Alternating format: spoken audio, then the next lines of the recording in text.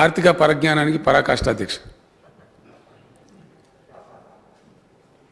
తలసరి ఆదాయాలు, దేశ రాష్ట్ర స్థూల ఉత్పత్తి, దాని పంపకాలు మన పరిధిలో ఎంత ఉంటుందో మనందరికి తెలిసే విషయం అధ్యక్ష. Because the broad fiscal policy lies with the government of India. అది కాంగ్రెస్ గవర్నమెంట్ ఉన్నా, బీజేపీ గవర్నమెంట్ ఉన్నా, ఎవరున్నా కూడా ఫిస్కల్ పాలసీ భారతదేశ ప్రభుత్వం చేతిలో ఉంటుంది. We have to be alike the government of India, we cannot be unlike. No state can be unlike sir. కొద్దిపాటి కుషనే ఉంటుంది తప్ప చాలా తక్కువ మన పరిధిలో ఉంటుంది. ఇది ఫ్యాక్ట్ సార్, ఇది it's a fact on record. సర్కారీ కమిషన్ సందర్భంలో చాలా సందర్భాల్లో చాలా రాష్ట్రాలు వాదనలు వినిపించినాయి. దేశంలో జరుగుతున్న కథ ఏంటంటే, మౌజూమ్ ఖాన్ గారు కూడా వారి స్పీచ్లో చెప్పినారు, రిజర్వేషన్ల సంగతి ఏంది, ఫలానా సంగతి ఏంది, ఫలానా సంగతి. చాలా చిత్ర విచిత్రమైన పరిస్థితులు ఈ దేశంలో ఉంటాయి అధ్యక్ష. అదే మాట నేను ప్రధానమంత్రి గారికి స్వయంగా కూడా చెప్పిన, లెటర్ కూడా రాసిన, శాసనసభలో కూడా మనం తీర్మానం చేసినాం. ఆర్థిక విషయాలైతే టోటల్గా వాళ్ళ చేతిలో. పరంపరగా ఈ దేశంలో జరుగుతూ వస్తున్న ఒక దుస్థితి.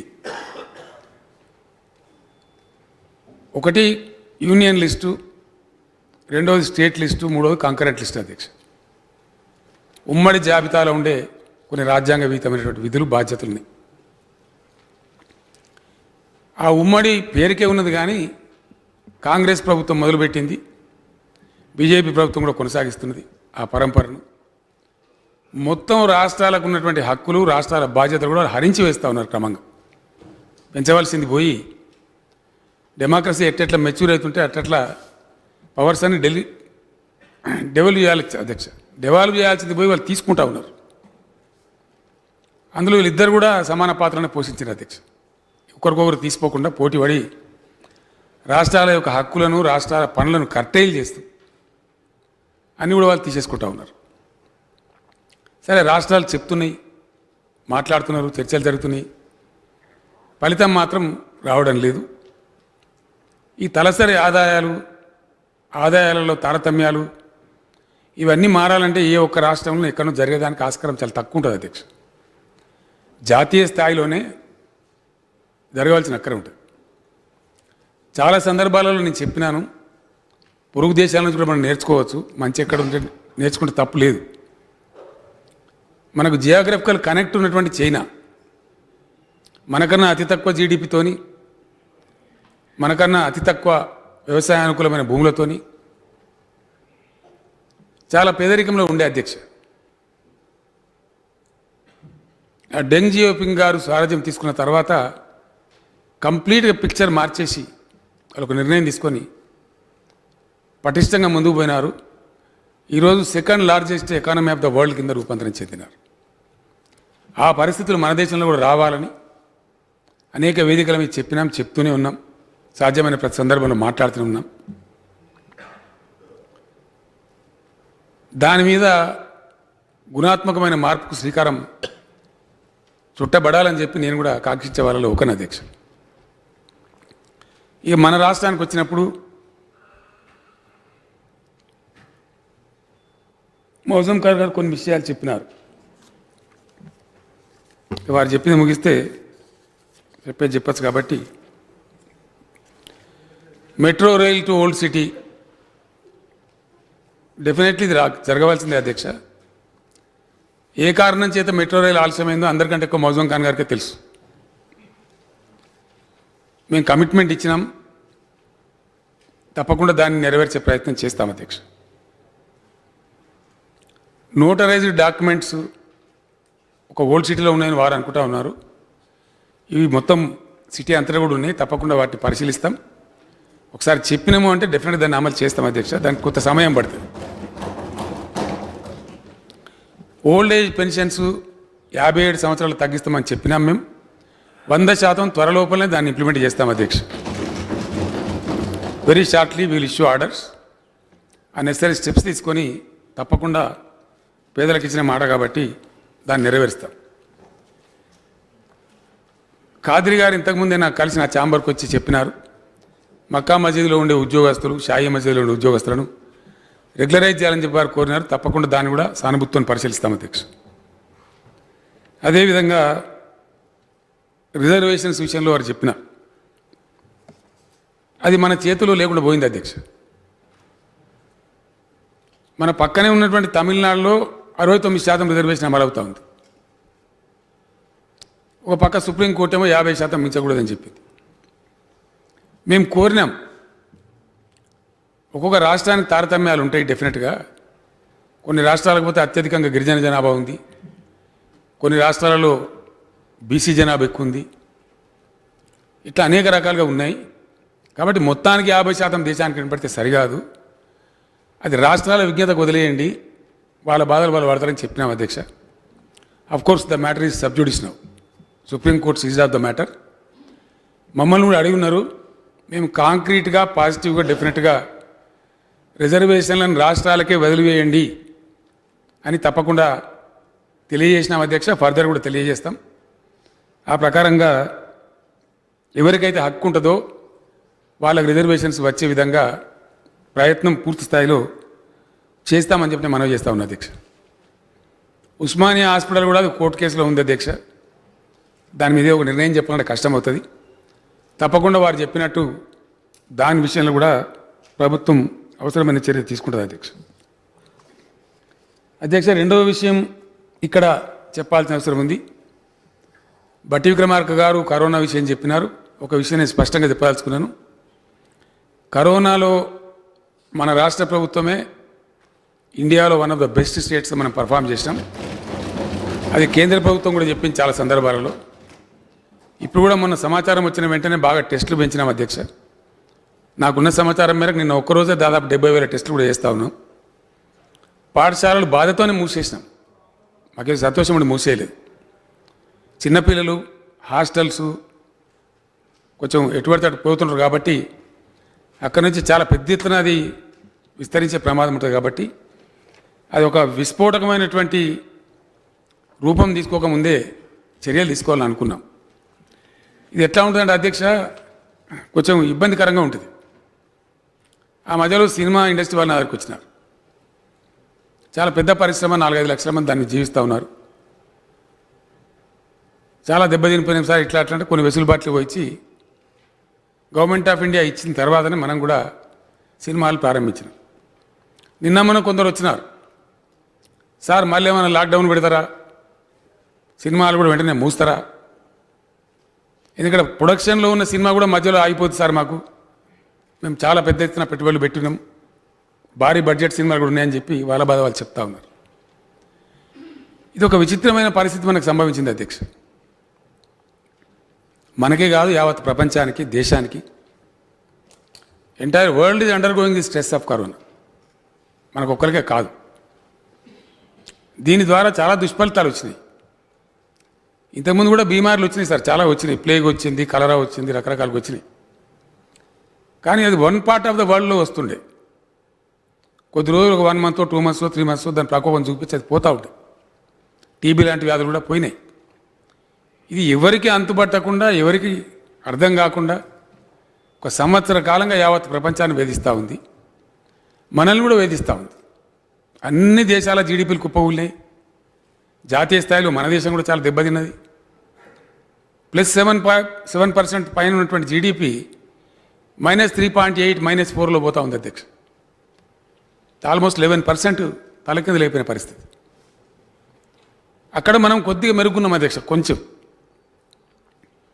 చాలా మెరుగు ఉన్నాం. ఆ లెక్కలు చెప్పానంటే అనేక రాష్ట్రాలు మైనస్లో ఉన్నాయి అధ్యక్ష.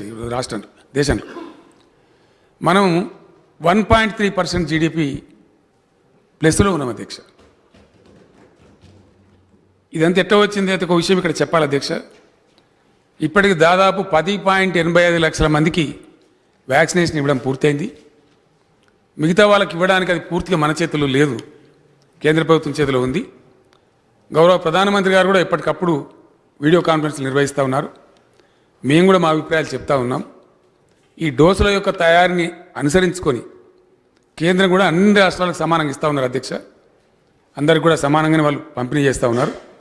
తప్పకుండా డెఫినెట్గా మన వాట మనకు వస్తుంది, అందులో డౌటే లేదు. ఆ విషయంలో ప్రధానమంత్రి గారు కూడా చాలా స్పష్టంగా ఉన్నారు. ఇది వీలైనంత తొందరగా ఏర్పాటు చేయడానికి వ్యాక్సినేషన్ కానీ మరొకటి కానీ అన్ని చర్యలు తీసుకుంటుంది ప్రభుత్వం అని చెప్పి నేను మనవి చేస్తా ఉన్నా అధ్యక్ష. విద్యా సంస్థలు మూసేసింది మేము బాధతోనే మూసినాం. ఎందుకంటే మంత్రి గారు ప్రకటన చేసే ముందు కూడా నేనే ఆ స్టేట్మెంట్ రాసేటప్పుడు ఉన్నాను అధ్యక్ష. తాత్కాలికంగానే మూస్తున్నామని చెప్పింది తప్ప పర్మనెంట్గా మూయం. రెండవ విషయం కూడా రాష్ట్ర ప్రజానీకానికి నేను స్పష్టంగా చెప్పదలుచుకున్నాను. తొందరపడి ఏదో ఆగమాగం అయిపోయి లాక్డౌన్ అనేది పెట్టాం అధ్యక్ష. No more lockdown. లాక్డౌన్ ఉండదు, పరిశ్రమల మూసివేత కూడా ఉండదు. అంత గాబరపడాల్సిన అవసరం లేదు. ఇక్కడ ఇప్పటికే చాలా దెబ్బతిన్నాం. ఒకవైపు కరోనాను నియంత్రించడానికి అరికట్టడానికి తీసుకోవాల్సిన అన్ని చర్యలు తీసుకుంటూనే ఎట్టి పరిస్థితులలో రాష్ట్రంలో లాక్డౌన్ విధించబడదు, తొందరపాటు నిర్ణయాలు ఉండవు. కాబట్టి ఎవ్వరు కూడా దయచేసి బెంబేలెత్తేటువంటి అవసరం లేదు. చాలా స్పష్టంగా ఈ విషయాన్ని మనం వేస్తా ఉన్న అధ్యక్ష. కొంచెం మాస్కులు ధరించి భౌతిక దూరం పాటించి కొంచెం పరిశుభ్రంగా ఉండి శానిటైజేషన్ మెథడ్స్ ప్రజలు పాటిస్తే మనం తక్కువ గురయ్యే అవకాశం ఉంటుంది. సరే, ఇప్పుడు మూడాలని పెళ్ళిళ్ళు జరుగుతలేవు, మే వరకు పరిస్థితులు ఎట్లా ఉంటాయో చూద్దాం. ఫంక్షన్స్లో కూడా కొంత గ్యాదరింగ్స్ తగ్గించుకొని మాస్ ఊరేగింపులు ఇట్లాంటి కొంత తగ్గించుకుంటే మంచిదనే మాట రాష్ట్రంలో ఉన్న ప్రతి ఒక్క మనిషి కూడా ఈ సందర్భంగా నేను విజ్ఞప్తి చేస్తూ ఉన్నా. దీనికి మెయిన్ సెల్ఫ్ డిసిప్లిన్ అధ్యక్ష. సెల్ఫ్ కంట్రోల్, సెల్ఫ్ డిసిప్లినే బాగా సహాయపడుతుంది. ఆ మార్గం ప్రజలు అవలంబించాలని చెప్పి నేను కోరుతా ఉన్నా అధ్యక్ష. అధ్యక్ష, బట్టి విక్రమార్క గారు కరోనా ఉందని ఒక పక్క చెప్తూనే వారు లెక్కలు చెప్పినారు. సరే, ప్రతిపక్షం కాబట్టి కొద్దిపాటి వ్యంగ్యం ఉంటుంది, కానీ వారి వ్యంగ్యం ఏమో అంతులేని వ్యంగ్యం ఉంది అధ్యక్ష. బడ్జెట్ భారీగా ఉంది, మేము కూడా భారీగా ఉండాలని కోరుతున్నాం అని చెప్పినారు. అధ్యక్ష, ప్రతి విషయంలో కొత్త రాష్ట్రం ఏర్పడ్డ తర్వాత ప్రజల ఆకాంక్షలు ఆశలు నెరవేర్చే దిశగా అద్భుతమైనటువంటి ఫిస్కల్ ప్రుడెన్స్తోని, అంటే ఆర్థిక క్రమశిక్షణతోని భగవంతుడు మాకు ఇచ్చిన శక్తి అంతా ఉపయోగించి ఈ రాష్ట్రాన్ని ముందుకు తీసుకొని పోతా ఉన్నాం. దానికి కొన్ని సిమ్టమ్స్ ఉంటాయి అధ్యక్ష, సంకేతాలు. యాసంగి సీజన్లో రెండవ పంట కాలంలో తెలంగాణ ఎన్నడూ కూడా 15-20 లక్షలు, 20 లక్షలు చాలా గగనం అనుకోండి, దాటలే. ఇప్పుడు ప్రత్యక్షంగా రైట్ నౌ నేను మాట్లాడుతున్న ఈ క్షణంలో తెలంగాణలో సాగవుతున్నటువంటి భూమి ఈ రెండవ పంట కాలం 65 లక్షల ఎకరాలకు పైబడి ఉంది. అందులో వరి పంటనే దాదాపు 52 లక్షల ఎకరాలు ఉంది అధ్యక్ష. ఇది గ్రోత్ కాదా? 6 సంవత్సరాల కాలంలో ఇంత పెద్ద మార్పు. చెరువులన్నీ నిండుకుండల్లా ఉన్నాయి అధ్యక్ష రాష్ట్ర వ్యాప్తంగా, ఎక్కడో కొన్ని చోట్ల తప్ప. చివరికి నేను వస్తూ ఉంటే మిత్రుడు రఘునందన్ రావు కూడా మాట్లాడిన నాతో, మదన్ రెడ్డి గారు నర్సాపూర్ ఎమ్మెల్యే గారు, నేను లోపలికి వస్తూ ఉంటే నాకు అడ్డం వచ్చి చెప్తా ఉన్నారు, సార్ కూడవేలు వాగులు వదిలిన నీళ్ళు కానీ హల్దీ వాగులు కూడా అర్జెంటుగా వదలాలని చెప్తారు. అంటే చెరువులు నిండి ఉండడమే కాకుండా రైతులను ఆదుకోవడానికి బ్రహ్మాండంగా ఇలా గోదావరి జలాలు వాగులలో కూడా వదిలిపెడతా ఉన్నాం అధ్యక్ష.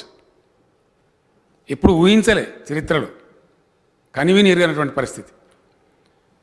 రైతులు, అక్కడ ఉన్న ప్రజాప్రతినిధులు, స్థానికంగా ఉండేటువంటి మిత్రులందరూ కూడా పూలు చల్లి గంగమ్మ తల్లికి పూజలు చేసుకొని అనేక పత్రికలలో ఫోటోలు కూడా వస్తూ ఉన్నాయి. ఎక్కడి నుంచి ఎక్కడికి మార్పు వచ్చింది అనేది ఈ మధ్యనే అధ్యక్ష నేను ఇరిగేషన్ డిపార్ట్మెంట్తో సమగ్ర చర్చ పెడితే ఇక్కడి నుంచి ఇంకో 3 ఏళ్ల పాటు ఎవ్రీ ఇయర్ 16-17 lakhs చొప్పున యాడ్ చేస్తూ పోతాం సార్ అని చెప్తా ఉన్నారు. నేను ఒకటే మాట మనవి చేస్తూ ఉన్నా, ఎవరు ఎన్ని రకాలుగా మాట్లాడినా ఖచ్చితంగా తెలంగాణలో వ్యవసాయాన్ని పండగ చేసినాం. ఇప్పటికే రైతులలో ఒక ధీమా వచ్చింది, ఒక ఆత్మవిశ్వాసం వచ్చింది. కొంతమంది కొన్ని రకాల మాటలు మాట్లాడినా నేను పట్టించుకోకుండా బ్రహ్మాండంగా రైతు బంధు కానీ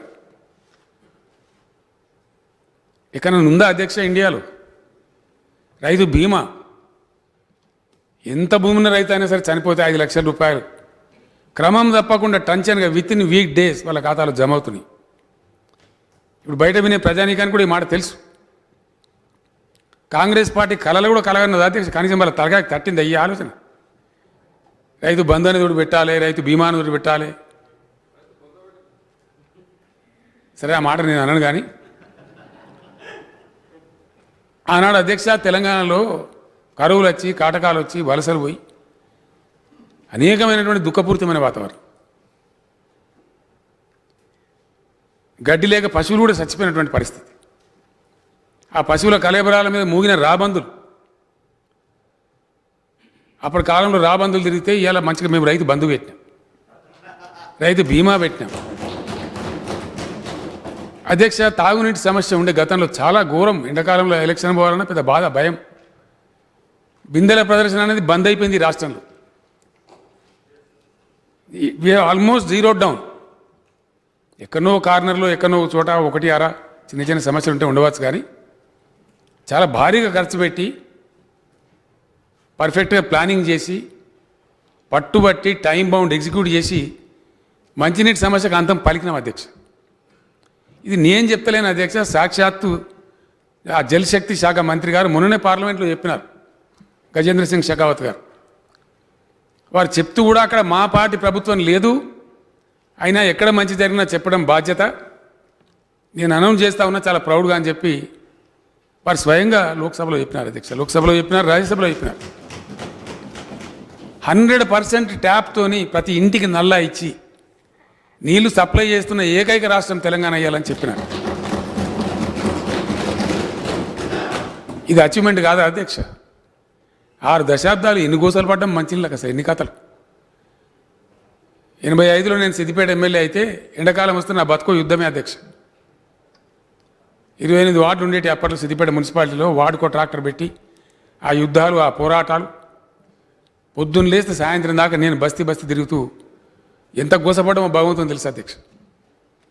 ఈరోజు ఒక సిద్దిపేట కాదు, రాష్ట్రంలో ఏ మూలలో కూడా, మారుమూల గోండు గూడెంలో, ఆదివాసీ గూడెంలో, లంబాడి తండాలో కూడా ఆ సమస్యకు భరతవాక్యం పలికినాం. దాన్ని అభినందిస్తలేరు అధ్యక్ష. సరే ప్రజలైతే రోజు అద్భుతంగా వాళ్ళ ఇళ్ళకే పోతున్నాం అధ్యక్ష. పైపుల ద్వారా, నల్లాల నీళ్ళ ద్వారా, పరిశుద్ధమైన నీళ్ళ ద్వారా. మిత్రులు అంటారు మీరే ఇచ్చినరా మొత్తం, మేము ఉన్నప్పుడు ఏం లేకుండా అంటే ఉండే బోరింగ్ వాటరు, కలుషితమైన వాటరు, బిల్లులు కట్టలేక సర్పంచులు చచ్చిపోయేటోళ్ళు, ఆ మూటలు ఆలుడు, ఆ బాధ చాలా చాలా తీక్షణంగా తీసుకొని ఇదే సభలో మేము ఓట్లు అడగము నెక్స్ట్ టర్మ్ లోపల చేయకపోతే అని చెప్పి దాన్ని పూర్తి చేసినాం. ఇరిగేషన్ ప్రాజెక్టులు కూడా ఎన్నో రకాల అధ్యక్ష 500-600 కేసులు పెట్టినారు. మాట్లాడితే గ్రీన్ ట్రిబ్యునల్, మాట్లాడితే హైకోర్టు, మాట్లాడితే సుప్రీంకోర్టు, కాలికి పెడితే మెడకు, మెడకు పెడితే కాలికి, చాలా చాలా ప్రయత్నాలు చేసినారు. అన్ని పోరాటం చేస్తూనే మేము ఎక్కడ ఆపలే. ఇంతకుముందే మిత్రుడు రాజగోపాల్ రెడ్డి గారు వచ్చి డిండి ప్రాజెక్టు దగ్గర సమస్య చెప్పినారు నాకు. వారి ముందే నేను వెంటనే చీఫ్ సెక్రటరీ గారు చెప్పి, ఫైనాన్స్ సెక్రటరీ గారు చెప్పి రిజాల్వ్ చేయమని చెప్పినాం. ఇష్యూ రిజాల్వ్ చేయండి, తొందరగా పూర్తి కావాలని చెప్పి. ఒక్కటే మాట రాష్ట్ర రైతాంగాన్ని మనవి చేసుకున్న అధ్యక్ష, ఏది ఏమైనా సరే 1 కోటి ఎకరాల మాగాణం అనేది మేము కల 1,25,00,000 ఎకరాలకు పోతా ఉంది అధ్యక్ష. ఈ మధ్యన నేను కొన్ని చిన్న చిన్న లిఫ్ట్లు కూడా శాంక్షన్ చేసినాను. తమర్ నియోజకవర్గంలో కూడా ఆ చందూరు లిఫ్టు, జాకోరా లిఫ్ట్ కూడా ప్రభుత్వం మంజూరు చేసింది అధ్యక్ష. వాటన్నిటికి కూడా టాప్ ప్రయారిటీ ఇచ్చి పనిచేస్తూ ఉన్నాం. 100కు 100%. ఎందుకంటే అధ్యక్ష ఒక మాట చెప్పక తప్పదు ఈ సందర్భంలో, ఆర్థిక విషయాలు మాట్లాడుతున్నాం కాబట్టి. తెలంగాణ 1.3+ జిఎస్డిపి పెరిగి ఉంది అంటే దానికి ప్రధానమైన కారణం ఇక్కడ అభివృద్ధి అయినటువంటి వ్యవసాయం అధ్యక్ష. గత 4-5 ఏళ్లలో 17.73% గ్రోత్ నమోదు చేసింది మన వ్యవసాయ రంగం. దాని పుణ్యమా అని చెప్పి ఈరోజు ఈ 1.3% మన జీడిపి అధికంగా చూపెట్టగలుగుతాం. దానికి అనేక దృష్టాంతాలు అనేకం ఉన్నాయి. మన ఆర్థిక మంత్రి గారు స్వయంగా చెప్పినారు. నేను కూడా ఒకసేపు కూర్చొని విన్నా ఇక్కడ. వారు చాలా యాంపుల్ డీటెయిల్స్ ఇచ్చినా నేను అందులో పోదాల్చుకోలేదు. అధ్యక్ష సరాసరి జిఎస్డిపి కూడా పెరిగింది, అద్భుతమైన రేటు. ఇతర రాష్ట్రాల్లో పెరగకుండా పెరిగింది, ప్రత్యేకంగా పెరిగింది తెలంగాణలో. 4,51,000 కోట్లు ఆ రోజు ఉంటే 9,78,000 కోట్లకు జీడిపి మన జిఎస్డిపి పెరిగింది అధ్యక్ష. నేను ఇంకో మాట కూడా ఇక్కడ చెప్పాలి, చెప్పక తప్పదు నాకు. గతంలో కూడా చెప్పిన చాలాసార్లు చెరువినమైనప్పటికీ చెప్పక తప్పదు అధ్యక్ష. ఎందుకంటే తమ ద్వారా ఎవరో సభ ద్వారా బయట ప్రజలు కూడా వింటారు కాబట్టి. ఇక వీరు ఒకటే కథ. బట్టి విక్రమార్క గారు అయితే రాష్ట్రంలో రెండే పెరిగినాయి, అప్పులు పెరిగినాయి. అప్పులు పెరగలేదు బట్టి విక్రమార్క గారు. Please correct your self. Not at all. ఒక రాష్ట్రం తీసుకునే అప్పుల యొక్క పరిమాణం జిఎస్డిపికి అగనెస్ట్గా ఉంటుంది అధ్యక్ష. అధ్యక్ష నేను ఇంకో మాట చెప్తాను. వారు చెప్పే ప్రకారం అయితే మొత్తం దివాలెత్తిపోతామేమో, ఇక గందరగోళం అవుతుందేమో, గడబడైపోతామేమో. వారికి భయం ఉండొచ్చు కానీ ప్రజలను భయపెట్టద్దండి మీరు. అనవసరం లేనిటువంటి కథలు పుట్టియద్దు. ఎందుకు చెప్తున్నా ఈ మాట అంటే, కాశ్మీరు ఎప్పుడైతే కేంద్రపాలిత ప్రాంతమైందో దాని తర్వాత భారతదేశంలో ఉన్న రాష్ట్రాల సంఖ్య 28 అధ్యక్ష. ఇలా మనం 25th ప్లేస్లో ఉన్నాం బాటంలో. అప్పులు తీసుకునే దానిలో మన మీద చాలా ఘనత వహించినటువంటి వారి పరిపాలనలో ఉన్నటువంటి రాజస్థాన్ ఉంది, మధ్యప్రదేశ్ ఉంది, ఉత్తరప్రదేశ్ ఉంది, పంజాబ్ ఉంది, హర్యానా ఉంది. దేశ రాజధాని సంఖ్యలో ఉన్న పంజాబ్, హర్యానాలో ఉన్నాయి అధ్యక్ష. మైనస్లో ఉన్నారు ఈరోజు కూడా వాళ్ళు, ఇంకా ప్లస్లోకి రాలేదు. ఇవన్నీ నా లెక్కలు కావండి. Comptroller and auditor general of India ఇచ్చిన లెక్కలు, సెంట్రల్ స్టాటిస్టికల్ ఆర్గనైజేషన్ సిఎస్ఓ వాళ్ళు ధృవీకరించిన లెక్కలు. వీటన్నిటికీ మించి అధ్యక్ష, బట్టి విక్రమ గారు భారతం వ్యక్తిగతంగా నాకేం లేదు, కానీ వారి ఆర్గ్యుమెంట్లో ఉన్నటువంటి లోపం నా కంప్లైంట్ అదే అధ్యక్ష. ఈ మేరకు మేము ఏం పరిగణనలోకి తీసుకోమని చెప్తామంటే అధ్యక్ష, ఈ ఆర్థిక వ్యవహారాలకు సంబంధించి the broad fiscal policy lies with government of India అని నేను ఏదైతే చెప్పినో, దీనికి ధృవీకరణ ఏంది అంటే రిజర్వ్ బ్యాంక్ ఆఫ్ ఇండియా, రాష్ట్ర ప్రభుత్వాలు కానీ కేంద్ర ప్రభుత్వం కానీ నిర్వహించేటువంటి ఆర్థిక కార్యకలాపాలు, ఆర్బీఐ నియంత్రణ కూడా ఉంటుంది అధ్యక్ష. మనం తెచ్చే అప్పులు మనం మార్కెట్ ఎట్టుబడితే పోయి మార్వాడి కొట్టుకెళ్ళేది అప్పు చేస్తాం అట్లా ఉండదు అధ్యక్ష. ప్రభుత్వంలో జరిగే వ్యవహారం. ఎఫ్ఆర్బిఎం ఈ మధ్యనే జరిగిన బడ్జెట్ సమావేశాలలో, కేంద్ర బడ్జెట్ సమావేశాలలో వారు సమర్పించినటువంటి ఎకనామిక్ సర్వేలో ఇండియాలో కరోనాను కూడా తట్టుకొని అతి తక్కువ అప్పులు చేసి, చాలా తక్కువ మోతాదులో అప్పులు చేసి పటిష్టమైనటువంటి వ్యూహంతో ఆర్థిక క్రమశిక్షణ పాటించిన 2-3 రాష్ట్రాలలో తెలంగాణ ఒకటి. This is not my story. This is a survey report, economic survey report submitted to the house by government of India. అట్లానే ఆర్బీఐ కూడా వార్షిక నివేదికలు వెల్లడిస్తారు అధ్యక్ష. దానిలో కూడా చెప్పినారు చాలా తక్కువ అప్పులు తీసుకున్న రాష్ట్రం, ఎక్సలెంట్ ఫిస్కల్ ప్రుడెన్స్, చక్కటి పటిష్టమైన ఆర్థిక క్రమశిక్షణతో పోతా ఉంది తెలంగాణ రాష్ట్రం. అతి తక్కువ మోతాదులో వీళ్ళు అప్పులు చేస్తూ ఉన్నారని చెప్పినారు. చాలా రాష్ట్రాలు చాలా పెద్దగా ఉంది అధ్యక్ష, వాళ్ళ సౌతి చాలా పెద్దగా ఉంటుంది.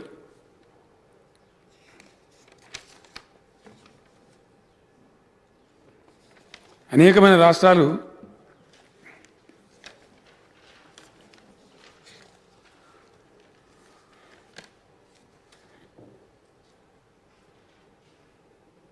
(33.10%) ఉత్తరప్రదేశ్ అధ్యక్ష, 34% రాజస్థాన్,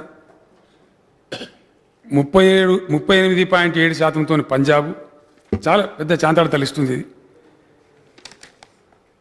మనము 22.8%తోని 25వ ప్లేస్లో ఉన్నాం అధ్యక్ష. జస్ట్ 22.8%. 39, 38, 38.7 ఇతర రాష్ట్రాలు ఉన్నప్పటికీ మనం ఆ స్థాయిలో లేము. చాలా తక్కువ అప్పులు తీసుకున్నాం, అవసరమైన మేరకే తీసుకున్నాం. ఈ అప్పులు తీసుకోవడం ఒక ఎత్తు అధ్యక్ష, దాన్ని ఎట్లా వాడుతున్నాం అనేది రెండవ ఎత్తు. చాలా చాలా ఇంపార్టెంట్ ఇష్యూ అది. క్యాపిటల్ ఎక్స్పెండిచర్ అన్ని రాష్ట్రాలలో అగ్రస్థానంలో ఉన్నాం అధ్యక్ష. మనం అన్ని రాష్ట్రాలలో 10 సంవత్సరాలలో తెలంగాణలో ఉమ్మడి రాష్ట్రం ఉన్నప్పుడు పెట్టినటువంటి క్యాపిటల్ ఎక్స్పెండిచర్ జస్ట్ 54,000 crores అధ్యక్ష. గత 5-6 ఏళ్లలో టీఆర్ఎస్ ప్రభుత్వం పెట్టిన ఖర్చు క్యాపిటల్ ఎక్స్పెండిచర్ మీద 2,34,153 కోట్ల అధ్యక్ష. ఎక్కడ 54,000, ఎక్కడ 2,34,000 కోట్లు. మన స్థూల ఉత్పత్తి జిఎస్డిపి పెరుగుతుందంటే కూడా క్యాపిటల్ ఎక్స్పెండిచర్ దానికి ఒక ప్రధాన కారణం అధ్యక్ష. క్యాపిటల్ ఎక్స్పెండిచర్ ద్వారా ఇరిగేషన్ ప్రాజెక్టులు వస్తూ ఉన్నాయి, మంచినీటి సమస్య తీరుతూ ఉంది, పవర్ ప్రాబ్లమ్స్ పోతూ ఉన్నాయి, ఇంకా అనేక మౌలికరంగా వసతులు పెరుగుతూ ఉన్నాయి. వాటన్నిటి కారణంగా మనకు వచ్చే పనులు కూడా పెరుగుతాయి. తద్వారానే జిఎస్డిపి అద్భుతంగా పెరుగుతూ ఉంది. క్యాపిటల్ ఎక్స్పెండిచర్ అంత లేకపోతే అంత రాదు. ఇతర రాష్ట్రాలు తక్కువ ఉండడానికి కారణం కూడా వాళ్ళ క్యాపిటల్ ఎక్స్పెండిచర్ తక్కువ ఉండడం, డబ్బులు తేవడం, ఆ తెచ్చిన డబ్బును కూడా చాలా సద్వినియోగం చేయడం, దాని రిటర్న్స్ వస్తూ ఉన్నాయి అధ్యక్ష. మన ఆర్థిక మంత్రి గారు కూడా బహుశా చెప్పినారు నాకు తెలిసి. ఒక సంవత్సరంలో మన రైతాంగం పండించిన పంట 1,00,000 కోట్లు అధ్యక్ష, 1,00,000 కోట్లు. It is getting back now. ఫలితాలు కూడా వస్తూ ఉన్నాయి. 6 ఏళ్ల కింద 7 ఏళ్ల కింద తెలంగాణ రైతుల పరిస్థితి ఏంది, ఇవాళ రైతుల పరిస్థితి ఏంది అధ్యక్ష? ఇవాళ ఒక ధీమా, ఒక విశ్వాసం, ఎస్ మేము మంచిగా గొప్పగా బతకగలుగుతామనే ధీమా అధ్యక్ష. దేశంలో ఎక్కడ కూడా ఏ రాష్ట్రం కూడా మీకు ఇష్టం ఉంటున్న చోట అమ్ముకోమని చెప్పి రైతులను వాళ్ళ కర్మానికి వదిలేసిన తప్ప ఈచ్ అండ్ ఎవ్రీ విలేజ్లో పర్చేజింగ్ సెంటర్ పెట్టి అన్ని రకాల ధాన్యాలు, రైతు పండించిన అన్ని రకాల ధాన్యాలు కొన్న ఒకే ఒక్క రాష్ట్రం ఇండియాలో తెలంగాణ. దీని గురించి అసలు ప్రస్తావన కానీ మాట కానీ ఉండదు అధ్యక్ష. ఇంకో మాట చెప్పానంటే, కరోనాతో మొత్తం ప్రపంచం అతలకుతలమైపోయింది. మన దేశం వెలకితలపడ్డది. -3.8% జీడిపితో ఇప్పుడు సతమతం అవుతా ఉంది. మనం కూడా దెబ్బతిన్నాం. దాంట్లో 1,00,000 కోట్ల అధ్యక్ష డైరెక్ట్ అండ్ ఇండైరెక్ట్ ఇంపాక్ట్ కలిస్తే మనకు వాటిల్ని నష్టం కూడా 1,00,000 కోట్ల పైచిలకి. చాలా పెద్ద దెబ్బ కొట్టి. ఇది ఒక పక్క చెప్తున్నారు బట్టి విక్రమార్క గారు, వారికి ధన్యవాదాలు. ఇప్పుడు సెకండ్ వేవ్ మీద కూడా తీసుకోవాల్సిన చర్యల గురించి వాడు చెప్పినారు. కానీ కథ ఎట్లుందంటే, ఒక పక్క ఇది చెప్తూనే మళ్ళీ అంకెలు చెప్తారు అధ్యక్ష. మొత్తమే నాశనం పోయిందంటే ఇది ఎట్లుందంటే అధ్యక్ష, ఒక చిన్న విషయం గుర్తుకొస్తూ ఉంది. ఒక ఊళ్ళో ఆయన పాము గరిచి చచ్చిపోయింది అధ్యక్ష. ఒక గ్రామంలో పాము గరిచింది, అని చచ్చిపోయింది. పాపం శవం అక్కడ పడింది. వచ్చేవాళ్ళు వస్తున్నారు, పరామర్శ చేస్తున్నారు, పోతున్నారు. బట్టి విక్రమార్క లాంటి మిత్రుడు కూడా వచ్చిండు.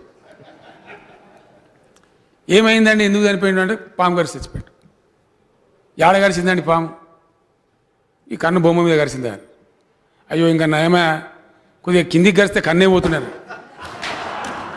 చెట్టు అంతా మనిషి ఏమైండ్రా అంటే, చచ్చిపోయిన మనిషి కన్ను ఉంటేంది లేకపోతే ఎంత అధ్యక్ష? కరోనా ఘోరమైన దెబ్బ కొట్టింది, ప్రపంచం దెబ్బతిన్నది, భారతదేశం దెబ్బతిన్నది. ఆటో రిక్షా బంధు, కారు బంధు, పెట్రోల్ పంప్ బంధు, హోటల్ బంధు, మోటార్ బంధు, మొత్తమే బంధు కదా అధ్యక్ష. మనమే కర్ఫ్యూలు పెడుతున్నాం. డబ్బులు ఎక్కడి నుంచి వస్తాయి? ఆ విషయాన్ని చెప్పాలి కదా అధ్యక్ష, అభినందించాలి కదా ప్రభుత్వాన్ని. ఇంత కరోనా ఉన్నా తట్టుకొని అధ్యక్ష, మనం ఎప్పుడు కూడా ఊహించినటువంటిది రెగ్యులర్గా మెయింటైన్ చేస్తాం. మనం మన ఎంప్లాయీస్కి ఇచ్చే శాలరీస్ అవుతుందో ఇస్తాం, ఫస్ట్ టెన్షన్కి పంపిస్తాం. ప్రభుత్వ ఉద్యోగస్తుల జీతాలు కూడా 50% కుదించుకొని మనం మన జీత బత్యాలు కూడా కుదించుకున్నటువంటి సందర్భం వచ్చింది, అనుకోనటువంటిది. రెండవది ఏంటంటే, మరి ఇది కంటిన్యూ అవుతూ ఉంది. సరే, భగవంతుని దయా, ప్రకృతి, అది ఏం జరుగుతుంది. మానవ సంబంధమైన జాగ్రత్తలు మనం తీసుకున్నా ఎంతవరకు ఉంటుంది ఏంది అనేది ప్రపంచం మొత్తం కన్ఫ్యూజన్లో ఉంది. ఇప్పుడు మన దేశంలో కూడా దాదాపు 60-65 వేలు దాటుతూ ఉంది అధ్యక్ష మళ్ళీ మరణాలు, కరోనా పాజిటివ్ కేసెస్. మనం తక్కువనే ఉన్నాం, సంతోషపడు కాదు, ఆ లెక్కలు చూస్తే తక్కువనే ఉన్నాం. అట్లే ఉండాలని దేవుని మొక్తా ఉన్నాం, అట్లే ఉంచాలని ప్రార్థిస్తున్నాం, అన్ని జాగ్రత్తలు తీసుకుంటా ఉన్నాం. అయినప్పటికీ ఇది ఎప్పటిదాకా కంటిన్యూ అవుతుంది, ఈ స్టేల్మేట్ ఎంత దూరం ఉంటుంది, ఏం జరుగుతుంది అనేటువంటి పెద్ద కన్ఫ్యూజను యావత్ ప్రపంచమే ఒక రకమైనటువంటి బాధతో ఉంది. అయినప్పటికీ కూడా ఉన్నంతలో యథాశక్తిలో ప్రజలను ఆదుకున్నాం. మౌజం ఖాన్ గారు చెప్పినట్టు వలస కూలీలను ఆదుకున్నాం, మన దగ్గర ఉన్న పేదలను ఆదుకున్నాం, బియ్యం ఎక్స్ట్రా ఇచ్చినాం. ఎన్ని రకాల ప్రయత్నాలు జనాన్ని చేసినాం. ఎట్టి పరిస్థితుల్లో కరోనా సమయంలో సంక్షేమం ఆపలే అధ్యక్ష. పేదలకు ఇచ్చే పెన్షన్లు ఆపలే, గ్రామాలకు ఇచ్చే అభివృద్ధి నిధులు ఆపలే, అన్నీ కూడా కొనసాగించినాం. జరిగింది అట్లే జరగాలని కూడా భగవంతుని కోరుకుంటాం. ముందు ముందు కూడా తెలంగాణ ఇట్లే ప్రగతి పదంలో సాగాలి, ముందుకు పోవాలి. ప్రతిదీ పెంచినాం అధ్యక్ష. పర్ క్యాపిటల్ ఇన్కమ్ పెరిగింది, ఇది దాచిపెట్టేది కాదు. పర్ క్యాపిటల్ పవర్ యూటిలైజేషన్ పెరిగింది, అగ్రికల్చర్ ప్రొడక్షన్ అనూహ్యంగా పెరిగింది. ఎఫ్సిఐ చైర్మన్ గారే చెప్పినారు, దేశం సేకరించిన ధాన్యంలో 55% ఒక తెలంగాణ రాష్ట్రమే ఇచ్చిందని కూడా చెప్పినారు అధ్యక్ష. ఆ ప్రకటన నేను కూడా పేపర్లో చూస్తేనే వార్త. నాకు దండిగా ఇచ్చినామని సంతోషంగా ఉన్నాం, కానీ వారు వాస్తవం చెప్పినారు. ఇట్లా అనేక ఆస్పెక్ట్స్లో పెంచినాం. తర్వాత అధ్యక్ష వారు తలసరి ఆదాయాలు చెప్పినారు. ఒక విచిత్రమైన మాట మాట్లాడినారు పాపం వారు. ఇరిగేషన్ ప్రాజెక్టులు కడితే 200 మంది కాంట్రాక్టుల దగ్గర సంపద ఉంటుంది. ఉంటుందా అధ్యక్ష? ఎంత అసంగతమైన చర్చ. కాంట్రాక్టర్ అనేవాడు ఒక టూల్, ఎంటైర్ వరల్డ్లో ఉంటుంది, మొత్తం గవర్నమెంట్ ఆఫ్ ఇండియాలో ఉంటుంది, మన పొరుగు రాష్ట్రం కర్ణాటకలో ఉంటుంది, మహారాష్ట్రలో ఉంటుంది, ఆడిపోయినా అదే సిస్టమ్ ఉంటుంది. మనం రాకముందు ఇంకా చాలా దండిగా ఉండే. అప్పుడు ఈపీసీలు ఉండే, ఈపీసీలు, మొబిలైజేషన్ అడ్వాన్స్లు చాలా తతంగాలు ఉండే. అప్పుడు అవన్నీ మేము రద్దు చేసినాం. మీ ఇష్టం ఉంటే పని చేయండి, పొమ్మని చెప్పినాం. చేసే పని కూడా పటిష్టంగా ఉండాలంటే 10 years మీదే మెయింటెనెన్స్ అని పెట్టినాం అధ్యక్ష. కండిషన్ చాలా హార్ష్గా పెట్టినాం. అట్లా కాంట్రాక్టర్ల దగ్గర నిక్షిప్తం కాదు. భట్టి విక్రమార్క గారు దయచేసి మీరు సవరించుకోవాలా, అది రాంగ్ స్టేట్మెంట్. అది ఇది ఇరిగేషన్ ప్రాజెక్టులు కట్టుడే తప్పన్నట్టు, తద్వారా సంపద కాంట్రాక్టర్ల దగ్గర ఉంటుంది అన్నట్టు మీరు చెప్పినారు. అది కరెక్ట్ కాదు. ఆ రకంగా ఇరిగేషన్ పెంచినాం, వ్యవసాయ ఉత్పత్తులు పెరిగినాయి, పర్ క్యాపిటల్ ఇన్కమ్ పెరిగింది, పర్ క్యాపిటల్ పవర్ యూజ్ పెరిగింది, అన్నీ కూడా పెంచినాం అధ్యక్ష. నా దగ్గర పెద్ద లిస్ట్ ఉంది. మన ఫైనాన్స్ మినిస్టర్ గారు కూడా చెప్పినారు. నేను కూడా ఎక్కువ టైం వేస్ట్ చేయదలుచుకోలేదు. మళ్ళీ చెప్పి ఆల్ ఆస్పెక్ట్స్లో గ్రోత్ ఉంది అధ్యక్ష. నేను గవర్నర్ స్పీచ్లో కూడా గవర్నర్ గారితో చెప్పించినా, మళ్ళీ సమాధానాలు కూడా చెప్పినా, మళ్ళీ కూడా ఈరోజు చెప్తా ఉన్నా, ప్రజలకు తెలవాలి కాబట్టి. సోలార్ పవర్ పెంచినాం 71 మెగావాట్ల నుంచి 4840 మెగావాట్లకు పెంచినాం. పవర్ ఇన్స్టాల్డ్ కెపాసిటీ పెంచినాం. ఎందుకంటే పవర్లో ఉన్న అనిశ్చితి కంప్లీట్ తీసేసినాం. 13,600, 13,700, 14,000 టచ్ అయినా, 28,000 టచ్ అయినా సరే సప్లై చేసే సామర్థ్యాన్ని పెంచినాం, సరఫరా సామర్థ్యాన్ని. 28,000 మెగావాట్స్ కూడా మనం సప్లై చేయగలుగుతాం అధ్యక్ష ఈరోజు. ఇది కూడా మేం చెప్తున్న స్టోరీ కాదు, సిఈఏ అంటే సెంట్రల్ ఎలక్ట్రికల్ అథారిటీ వాళ్ళు ఇచ్చిన డిక్లరేషన్ అధ్యక్ష, అఫీషియల్ డిక్లరేషన్. ఇట్లా అన్ని రంగాలలో కూడా చెప్పినాం. అన్నిటిని మించి అధ్యక్ష మన తెలంగాణ భాషలో పతారా అంటాం.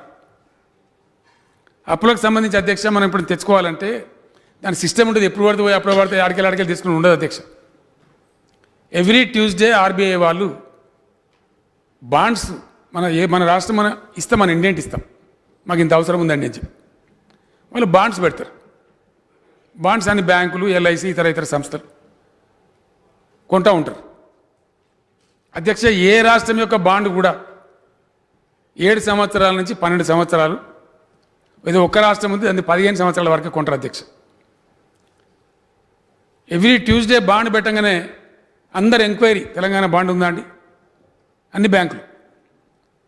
ఒకసారి నేను రామచంద్రరావు గారికి చెప్పి, రామచంద్రరావు సార్ ఒకసారి 25 years పెట్టమను, ఒకసారి 40 years పెట్టమను. 25 సంవత్సరాల 40 సంవత్సరాల బాండ్ అమ్మే ఒకే ఒక రాష్ట్రం తెలంగాణ అధ్యక్ష. వారు చెప్పినట్టు మనం అంత ఆగం అయిపోతే, అప్పులు ఎక్కువైపోతే మనకు పతార సక్క ఉంటుంది అధ్యక్ష. నమ్ముతాడు సావుకారు, అప్పించేవాడు. మన ఫిజికల్ ప్రుడెన్స్, మన డిసిప్లిన్, వీ నెవర్ డిఫాల్ట్ అధ్యక్ష, నాట్ ఈవెన్ బై డే కూడా. తీసుకున్న అప్పులు చెల్లించడం కూడా ఒక్క పైసా కూడా డిఫాల్ట్ కాలే. ఎప్పుడు కూడా అసలు ఓడి తీసుకోలే.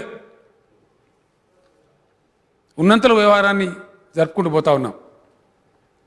మంచి ఫలితాలు వస్తూ ఉన్నాయి. భగవంతుని దయతోని మాకున్న శక్తియుక్తులు వినియోగించి ఇంకా కూడా అట్లే పోతాం. 100% తలపెట్టిన ఇరిగేషన్ ప్రాజెక్టులను పూర్తి చేస్తాం. తలపెట్టుకున్న ఇతర ఇన్ఫ్రాస్ట్రక్చర్ కార్యక్రమాలు పూర్తి చేస్తాం. చాలా అనాగరికంగా కూరగాయలు అమ్మే పరిస్థితి ఉంది. అంగళ్ళలో, మున్సిపాలిటీలలో మోరీల మీద, రోడ్ల మీద పెట్టి ఆ దుస్థితి పోవాలని చెప్పి మోడల్గా నా కాన్స్టిట్యూన్సీలో కట్టినాం అధ్యక్ష. తమరు కూడా దాన్ని సందర్శన చేసినారు, చాలామంది సభ్యులు కూడా చేసినారు. బడ్జెట్లో పెట్టినాము 500 కోట్లు. రాబోయే 6-7 మంత్స్లో చీఫ్ సెక్రటరీ గారే పర్యవేక్షణ చేస్తూ ఉన్నారు డైరెక్ట్గా. రాబోయే 7-8 నెలల్లో మ్యాక్సిమం సంవత్సరం కాలంలో ప్రపంచమే ఆశ్చర్యపడే విధంగా, దేశం మన దగ్గర నేర్చుకునే విధంగా integrated veg and non veg markets అన్ని కూడా అన్ని మున్సిపాలిటీలు కడతాం అధ్యక్ష. మిత్రులు రఘునందన్ గారు చెప్పినారు, మేము అన్ని ఈక్వల్గానే ఉంటామండి. వారు కొత్త సభ్యుడు, వారికి ఐడియా లేదు. ఏది పెట్టినా మేము ఆ పక్షపాత వైఖరి వహించలే. మిషన్ కాకతీయ పెడితే ఈక్వల్గా అన్ని మండలాల్లో సమానంగా తీసుకున్నాం చెరువులు. మిషన్ భగీరథ పెడితే ప్రతి ఇంటికి నీళ్ళు ఇవ్వమని చెప్పినాం. 24 hours పవర్ కూడా అందరికి సమానంగా వస్తుంది అధ్యక్ష. ఇటు అనేక విషయాలలో మేము సమవర్తిని ఉన్నాం. ఈ విషయంలో కూడా 141 మున్సిపాలిటీస్ ఉన్నాయి. 141 మున్సిపాలిటీస్లో కడతాం అధ్యక్ష. అన్ని మున్సిపాలిటీలు కడతాం. ఇంతకుముందే మిత్రుడు రాజాసింగ్ వచ్చినారు. ధూల్పేటలో ఓపెన్ జాగా ఉంది, మాకు కమ్యూనిటీ హాల్ కావాలని చెప్పి నేను అడిగిన వారిని, చీఫ్ సెక్రటరీ గారు ఉండ్రి ఇన్సిడెంటల్లీ మొత్తం అంతా కట్టినారు హైదరాబాద్లో, మీ దగ్గర కట్టలేదంటే కట్టలేదు సార్ అన్నారు. నేను వారికి హామీ ఇచ్చిన, ఇమీడియట్ స్టెప్ తీసుకుంటాం, కడతాం. నేను కూడా ధూళిపేట సందర్శనకు వస్తాను చెప్పిన అధ్యక్ష. ఈసారి డెఫినెట్గా పోతాం. నేను ఒక్కని పోవడం కాదు, అది నగర మంత్రులను, చీఫ్ సెక్రటరీ గారిని, అడ్మినిస్ట్రేషన్, ఎక్సైజ్ మినిస్టర్ గారు అందరిని తీసుకెళ్ళి అక్కడ యువకులు వేరే వేరే అపమార్గాలు పట్టకుండా వాళ్ళకి తప్పకుండా కొంత ఉపాధి కల్పించి, మన హైదరాబాద్ మీద ధూళిపేట అనేది ఒక బ్లాక్ డాట్, ఒక స్టిగ్మా ఉందో దాన్ని తీసేయడానికి నేనే స్వయంగా వస్తాను కూడా చెప్పిన అధ్యక్ష. I will fulfil my promise. 100% will go. So ఆ రకంగా ఇవన్నీ కూడా చేసినాం అధ్యక్ష. చేయటం అంటే దీనికి correct planning, perfect planning and time bound execution, దాంతోనే సాధ్యపడ్డది. అది అట్లాగే డెఫినెట్గా కొనసాగిస్తూ ఉంటాం. ఎట్టి పరిస్థితుల్లో వెనుకకు పోం అధ్యక్ష. సరే, ఇంకా చాలా విషయాలని నేను వారిని విమర్శించాలని నా ఉద్దేశం కాదు. నేను దానిలో పోదాల్చుకోలేదు కూడా. వారి సభ్యురాలే ములుగు ఎమ్మెల్యే గారు మొన్న ఒక మాట మాట్లాడారు. సంక్షేమం అనేది ప్రజల యొక్క హక్కు, మీరు ఇచ్చే భిక్ష కాదంటే, మరి వారు ములుగు ఎమ్మెల్యే గారు ఇంతకుముందు టీడీపీలో ఉండి ఇప్పుడు కాంగ్రెస్లో ఉన్నారు. 2 గవర్నమెంట్లలో కూడా వాళ్ళు ఇచ్చింది 200 పెన్షన్, మేము 2000 ఇస్తున్నాం అధ్యక్ష. అది తేడా. వాళ్ళు మాటలు కోడలు దాటితే కాళ్ళు తంగేలు దాటలేదని వాళ్ళేమో మాటలకు పరిమితమైన, మేము ఆచరణలు చూపెడుతున్నాం. ఇది పరిస్థితి. కాబట్టి వాస్తవాలు గుర్తెరిగి మాట్లాడితే, ఎస్ డెఫినెట్లీ నేను మొట్టమొదటి చెప్పిన అధ్యక్ష, మొట్టమొదటి గవర్నర్ ప్రసంగంలో ఈ శాసనసభలో ఈ సీట్ నుంచే చెప్పిన 100% సంక్షేమంలో మేము నంబర్ 1 ఉంటామని చెప్పినాం. సంక్షేమంలో నంబర్ 1 ఉన్నాం. 40,000 కోట్ల రూపాయలు ఖర్చు పెడతా ఉన్నాం. ఇది ప్రజల అనుభవంలో ఉంది అధ్యక్ష, ప్రజల యొక్క ప్రత్యక్ష అనుభవంలో ఉంది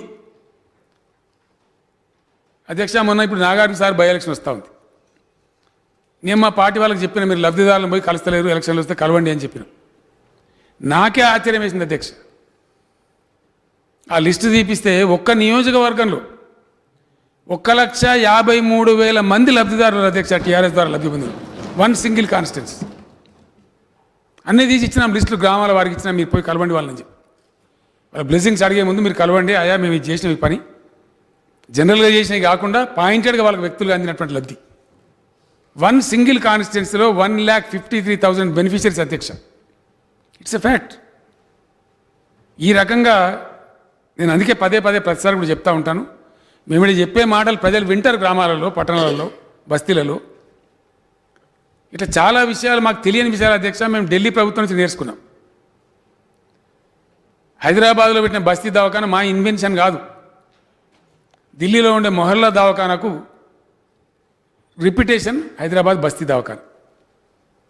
ఈ మధ్యనే అధ్యక్ష హెల్త్ మిషన్ వాళ్ళు ఒక 5 జిల్లాలలో ఎనీమియా ప్రాబ్లం ఉందని చెప్పినారు. 90 మహిళా అధికారులను పంపించిన అధ్యక్ష, కేరళ, తమిళనాడు.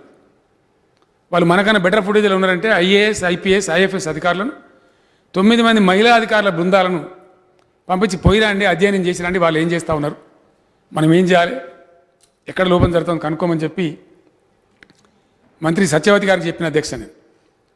ఆ స్టెప్స్ అయితే మన ఆఫీసర్లు ఇచ్చిన రిపోర్ట్ తీసుకొని అది ఏదైతే మన ములుగు, భూపాలపల్లి, ఆసిఫాబాద్, కామారెడ్డి, గద్వాల ఈ జిల్లాలలో సమస్య ఉందని చెప్పినారు అధ్యక్ష. వాటి మేము నిర్లక్ష్యం చేయలే, ఇమీడియట్గా కార్యక్రమాలు స్టార్ట్ చేయమని చెప్పినాం. అంగన్వాడీల ద్వారా, ఏఎన్ఎంల ద్వారా, హెల్త్ డిపార్ట్మెంట్ ద్వారా ఆ స్టెప్స్ తీసుకోమని చెప్పినాం. ఇట్లా అనేక విషయాలు గతంలో జరగనటువంటివి.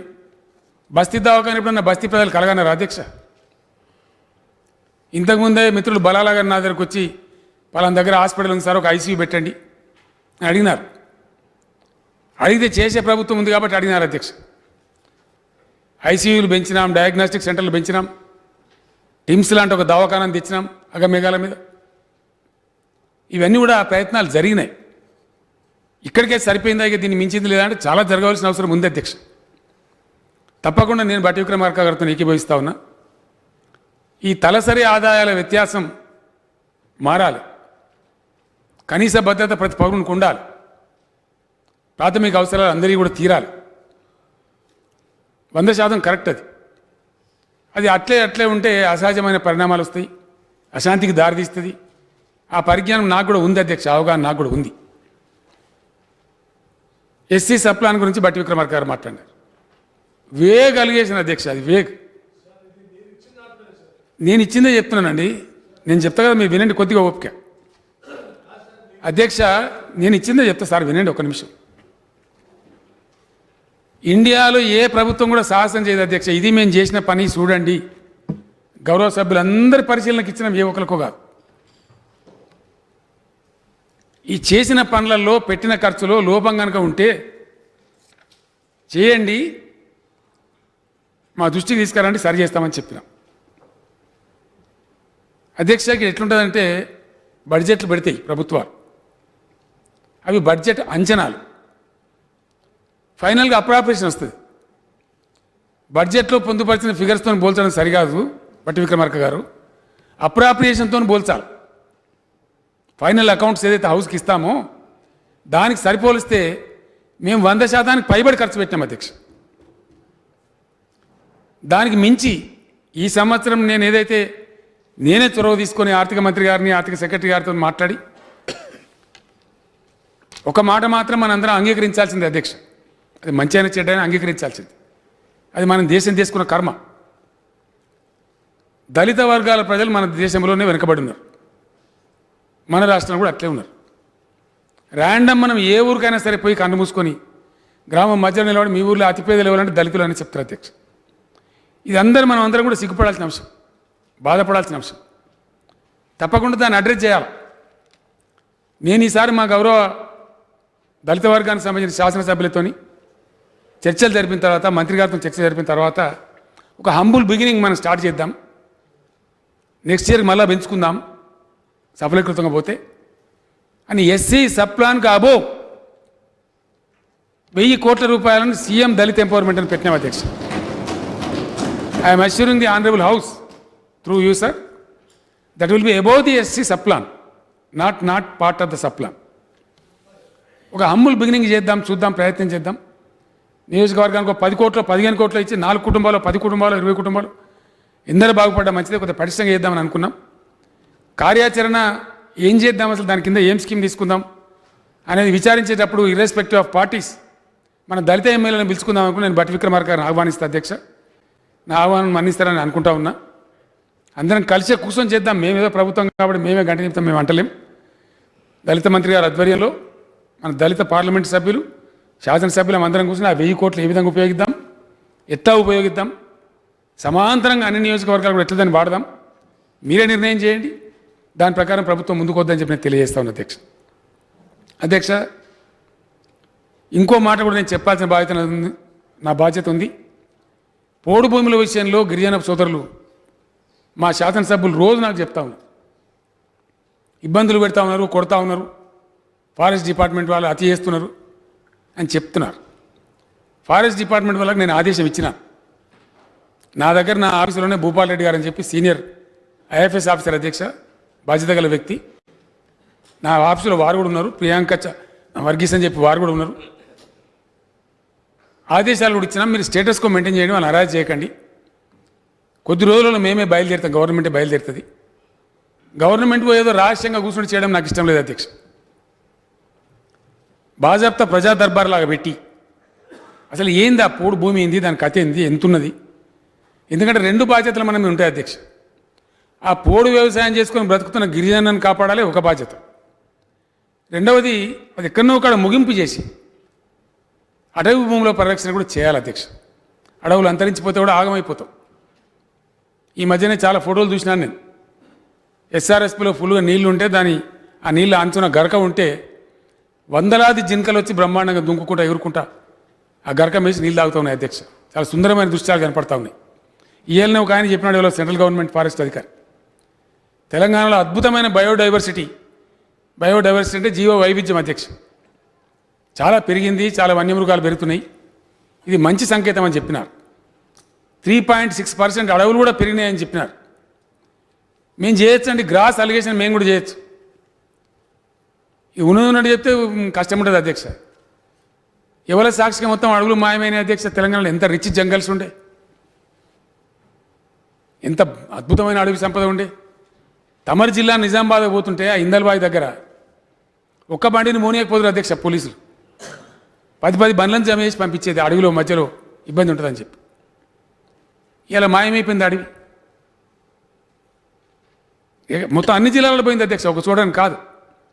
కాబట్టి పోడు భూముల సమస్య పరిష్కారం ఎంత ముఖ్యమో దానికి ముగింపు పలికి ఆ గిరిజనులకు ఊరట కల్పించి ఏదో రూపంలో వాళ్ళకి హక్కు కూడా ఇచ్చి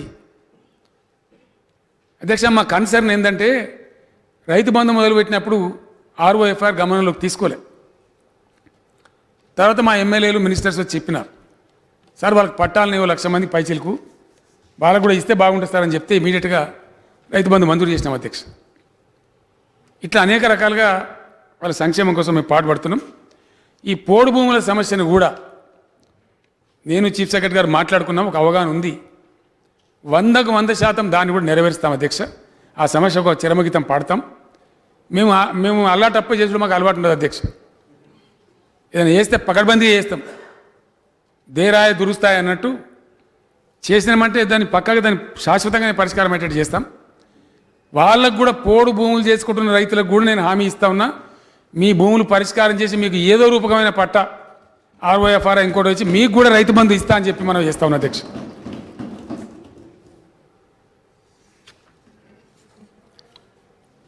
అన్ని ఇలా పల్లెల అధ్యక్ష గతంలో మురికి కూపాలు ఉండే, కూలిపోయిన ఇండ్లు గందరగోళం, ఆ పరిస్థితి అంతా పోయింది. 100% పోయిందని నేను అంటలేను. మన మిత్రులు రాజగోపాల్ రెడ్డి గారు అన్నారు, మంచిదే మీరు మంచి పని చేస్తాను కానీ గంత టెన్షన్లో పెడతారా వాళ్ళని. టెన్షన్లో పెట్టకపోతే చేయరు రాజగోపాల్ రెడ్డి గారు, అందువల్ల పెట్టవలసి వచ్చింది. మేము కడుపులు నింపిన వాళ్ళమే తప్ప కడుపులు కొట్టిన వాళ్ళం కాదు అధ్యక్ష. నాకు కూడా ఇష్టం లేదు ఆ పంచాయతీ కార్యదర్శులకు ప్రొబేషన్ పెట్టి 15,000 ఇచ్చడం అనేది నాకు వ్యక్తిగతంగా ఇష్టమైన పని కాదు అధ్యక్ష. కానీ పని జరగాలి.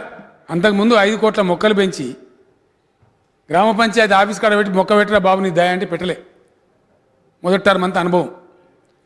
అందుకే పంచాయతీరాజ్ మంత్రి గారికి చెప్పి పటిష్టమైన చట్టం తెచ్చి ఇప్పుడు కొంత మీ చేయకపోతే మీ ఉద్యోగం పోతుందని చెప్తే ఇప్పుడు మొక్కలు కనపడుతున్నాయి అధ్యక్ష.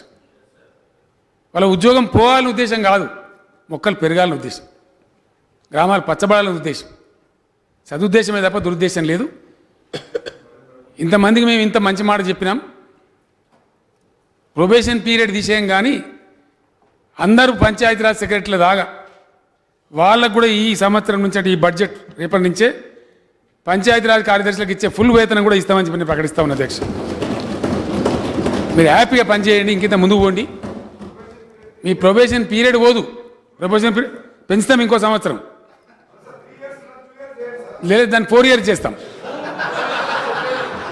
ప్రొబేషన్ పీరియడ్ పోదు, దాన్ని 4 years చేస్తాం. కానీ జీతం మాత్రం కట్టుబడి ఇస్తాం అధ్యక్ష. రెగ్యులర్ పంచాయతీరాజ్ కార్యదర్శికి ఇచ్చే జీతాన్ని వాళ్ళకి ఇస్తాం రేపటి నుంచే, వచ్చే నెల నుంచే. మా ఉద్దేశం చెప్తున్నాం అధ్యక్ష, మాకు దాని మీద దురుద్దేశం లేదు. ఒక పంచాయతీ కార్యదర్శే కాదు అధ్యక్ష, సర్పంచులు 90% మా పార్టీ సర్పంచులే ఉన్నారు. సర్పంచ్ గారు కూడా మేము ఉప సర్పంచ్ జాయింట్ చెక్ పవర్ పెట్టినాం. వాళ్ళు వచ్చి నిరసన తెలియజేసినారు. ప్లీజ్ నేను చెప్పిన ఇది డెమోక్రసీ, కరపెత్తనం కాదు, అంత కలిసి పనిచేయమని చెప్పినాం. 85% మొక్కలు బతికుండకపోతే మీ నౌకలు కూడా పోతుందని చెప్పినాం.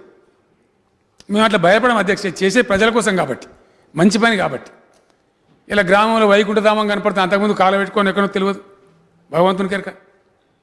ఏదో కొన్ని కుల సంఘాలు పెట్టిన శ్మశాన వాటికలు ఉండేది, కానీ ఎవరు చనిపోయినా సరే అది కూడా నేను మోహన్ దారియా గారు మహారాష్ట్రలో పెట్టినటువంటి వన్ రాయ్ సొసైటీ నుంచి నేర్చుకున్నాం అధ్యక్ష. నేను అక్కడికి పర్యటన పోయినప్పుడు రాలేగాం సిద్దికి, బండార్కర్ గారి ఊరికి, అట్లానే వన్ రాయ్ సొసైటీ మోహన్ దారియా గారు పెట్టినారు. ఆడికి వెళ్తే అన్ని గ్రామాల దగ్గర ఒకటే స్ట్రక్చర్ కనపడతా ఉంది అధ్యక్ష, సిమిలర్. ఇది ఏంది కావాల్సని చెప్పి ఒక ఊరి దగ్గర ఆగి అడిగినాం. సార్ ఇది మా వన్ రాయ్ సొసైటీ యొక్క నియమం, ఈ సొసైటీలో 300 గ్రామాలని బతికినన్ని రోజులు కులము మతం అని కొట్టుకొని సచ్చినాము, చచ్చిపోయేటప్పుడన్నా అందరం ఒక్కడికి వెళ్ళి పోదాంరా నాయన అని చెప్పి మా మోహన్ దారియా గారు చెప్పినారు మాకు. ఇది వైకుంఠ ధామ్, దాని పేరు వైకుంఠ ధామ్ అని హిందీలో రాసింది అధ్యక్ష. దాన్నే మేము తెలుగులో మార్చి వైకుంఠ ధామం అని పేరు పెట్టి, దానికి కులం లేదు, మతం లేదు, జాతి లేదు అధ్యక్ష. ఎవరు చనిపోయినా సరే గౌరవప్రదంగా అంత్యక్రియలు నిర్వహించుకోవడానికి దాన్ని స్టార్ట్ చేసినాం. చాలా చక్కగా జరుగుతూ ఉంది, అయినా కాడ ఫలితాలు బాగున్నాయి. పూర్తి స్థాయిలో దాన్ని కంప్లీట్ చేస్తాం. ఈ పల్లెలు కూడా పూర్తి స్థాయిలో పచ్చబడే వరకు వాళ్ళ వెంట పడతాం, ఆ లక్ష్యాన్ని కూడా సాధిస్తామని చెప్పి తమ ద్వారా గౌరవ సభ్యులకు, సభ ద్వారా గౌరవమైనటువంటి ప్రజలకు కూడా నేను తెలియజేస్తా ఉన్నా అధ్యక్ష. అధ్యక్ష, గ్రామాలలో నరేగా నిధులే ఉన్నాయి కానీ రాష్ట్ర ప్రభుత్వం నిధులు లేవని చెప్పినారు. అది పూర్తి స్థాయి సత్యదూరం అధ్యక్ష. టంచనగా ఈ దేశంలో ఏ రాష్ట్రం కూడా ఇయ్యనన్ని నిధులు గ్రామాలైనప్పుడు 308 crores, మున్సిపాలిటీలు అయినప్పుడు 148 crores. ఏది ఆపినా సరే ఆపద్దని చెప్పి నేను ఫైనాన్స్ సెక్రటరీ గారిని రిక్వెస్ట్ చేసినాను. 100% టంచనగా కరోనా సమయాన్ని కూడా ఆ దుస్థితిని అధిగమిస్తూ కూడా వాళ్ళకి రిలీజ్ చేస్తూ పోతా ఉన్నాం. ఎవ్రీ మంత్ రెగ్యులర్గా ఎంప్లాయీస్ శాలరీ ఎట్లా ఇస్తామో అట్లా మంజూరు చేస్తూ ఉన్నాం. అందుకే కొంచెం పచ్చగా కనబడుతుంది అధ్యక్ష. 10% గ్రీన్ బడ్జెట్ పెట్టమని చెప్పి ఇన్సిస్ట్ చేసినాం, అది కూడా జరుగుతూ ఉంది. Government of India 15th finance commission 690 కోట్ల కోత పెట్టినా మేము పెట్టకుండా ఇది మంచి ప్రోగ్రాం కాబట్టి కొనసాగించాలని చెప్పి కొనసాగిస్తూ ఉన్నాం అధ్యక్ష. అధ్యక్ష, అన్ని పెంచుకుంటూ పోయి ఉద్యోగస్తుల వేతనాలు కూడా పెంచినాం. నేను చాలా గర్వంగా చెప్తా ఉన్నా, ఈ మాట ఈరోజు చెప్తలేను, రాజకీయాల కోసం కూడా చెప్తలేను అధ్యక్ష. ఉద్యమ నాయకునిగా నేను ఉద్యమం నడిపే రోజులలో అనేక ఉద్యోగ సంఘాలు, టీఎన్జిఓతో పాటు అనేక సంఘాలు irrespective of their unions Telangana సోయితో వచ్చి అద్భుతంగా ఉద్యమంలో పనిచేసినారు. బెదిరింపులకు, ఒత్తిళ్లకు లొంగకుండా కూడా పనిచేసినారు. మనం రాష్ట్రం అయిపోతే ఆర్టీసీ ఎంప్లాయీస్ కాడపోతే నేను చెప్పేది అధ్యక్ష, మీరేం భయపడే అక్కర్లేదు. ఏపీఎస్ఆర్టీసీ పోయి టీఎస్ఆర్టీసీ వస్తుంది ఈ బోర్డు. భగవంతుని దయవల్ల వచ్చింది అధ్యక్ష. ఇలా ఆర్టీసీని కాపాడుతూ ఉన్నాం. బడ్జెట్లో 3000 కోట్లు పెట్టినాం. ఎవ్రీ మంత్ వాళ్ళకి రిలీజ్ చేస్తూ ఉన్నాం. దాన్ని ఇంకా కూడా ఫర్దర్ కాపాడడానికి అవసరమైన స్టెప్స్ తీసుకుంటాం. వాళ్ళు కూడా కొద్ది గొప్ప వేతనాలు పెంచుతాం అధ్యక్ష. నేను రవాణా శాఖ మంత్రి గారితో మాట్లాడి షార్ట్ పీరియడ్లో అందరికీ పెరిగింది సార్, మాకు పెరగాలని వాళ్ళు విజ్ఞప్తి చేసినారు. ఆర్టీసీ ఉద్యోగుల జీతాలు కూడా త్వరలోనే పెంచుతామని కూడా నేను తెలియజేస్తా ఉన్నాను అధ్యక్ష. సంపద పెంచింది మేము సద్వినియోగం చేస్తూ ఉన్నాం అధ్యక్ష. గతంలో కూడా పీఆర్సీలు చూసినాం. చిన్న ఉద్యోగస్తులు ఏనాడు ఏ ప్రభుత్వం పట్టించుకోలే. అది కాంగ్రెస్ గవర్నమెంట్ ఉన్నా పట్టించుకోలే, టీడీపీ గవర్నమెంట్ ఉన్నా పట్టించుకోలే. ఎస్, ఇండియాలో అయితే ఏ రాష్ట్రంలో అసలు లేనే లేదు ఆనవాయితీ. ఓన్లీ గవర్నమెంట్ ఎంప్లాయీస్ వరకే ప్రకటిస్తారు అధ్యక్ష. లాస్ట్ పీఆర్సీ సందర్భంలో కూడా దాన్ని ప్రారంభించేది నేనే, మా ప్రభుత్వమే ప్రారంభించిన. చిన్న ఉద్యోగుల పొట్టలు నిండాలి, వాళ్ళు తక్కువ జీతంతో బతుకుతుంటారు. అందులో ఎన్ని కేటగిరీలు అధ్యక్ష? చాలా కేటగిరీలు ఉన్నారు. 3 లక్షల పైచీలు గవర్నమెంట్ ఉద్యోగస్తులు ఉంటే 6 లక్షల పైచీలు తాత్కాలిక ఉద్యోగులు ఉన్నారు. More than double. అందరికీ ఈ వీళ్ళు వాళ్ళు అనుకుంటే 9,17,000 చిల్లర మందికి జీతాలు పెంచినాం మేము. అధ్యక్ష, హోంగార్డులకు ఆ రోజు 9,000 లభిస్తే ఈరోజు 26,325 లభిస్తూ ఉంది. అధ్యక్ష, we stand number 1 in the country. ఏ రాష్ట్రంలో కూడా హోంగార్డులకు ఇట్లా ఇయ్యరు. చాలా రాష్ట్రాలలో హోంగార్డులకు నెలకు 5 రోజులు 6 రోజులు 10 రోజులు పనిస్తారు. అధ్యక్ష, మేము కంప్లీట్ 30 డేస్ పనిస్తూ ఉన్నాం.